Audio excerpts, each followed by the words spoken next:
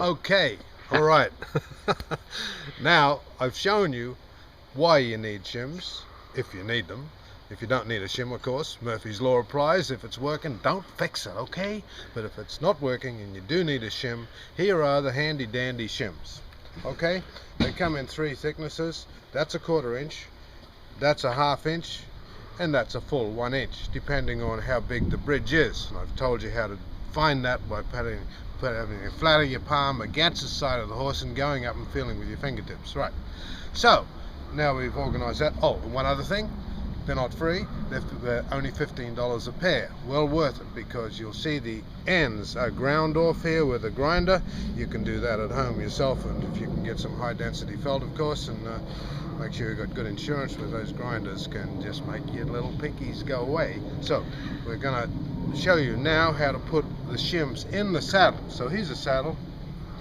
This is a typical saddle with sheepskin under it, and you'll see here with my fingertips I can access this under here. See that? This is between, that's a sheepskin, the tree is here and here's a sheepskin. So let's put in a 1/4 inch shim here, because we don't, unless we've decided we don't need a lot of shim for this particular situation. And so we take the shim like this, pull that up there and slide it in like that. These shims are 13 inches long and 3 inches wide, which is pretty standard for a center shim.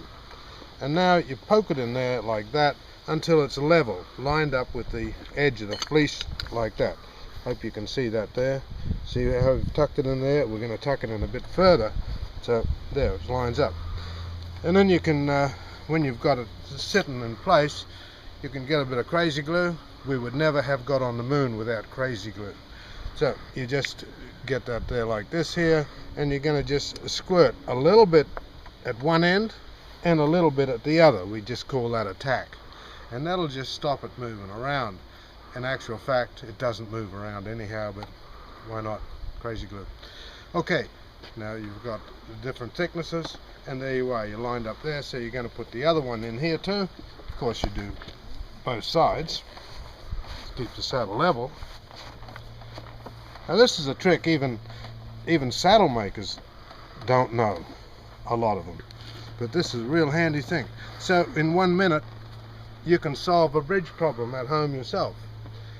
Now if you then go somewhere along the line and you have now a horse with a straight back and you don't need the shim, okay, big deal, take them out. They can just pull out like that, boom, you got it out. So there you have no shim in the saddles now, and it assumes the straightness that it had in the beginning.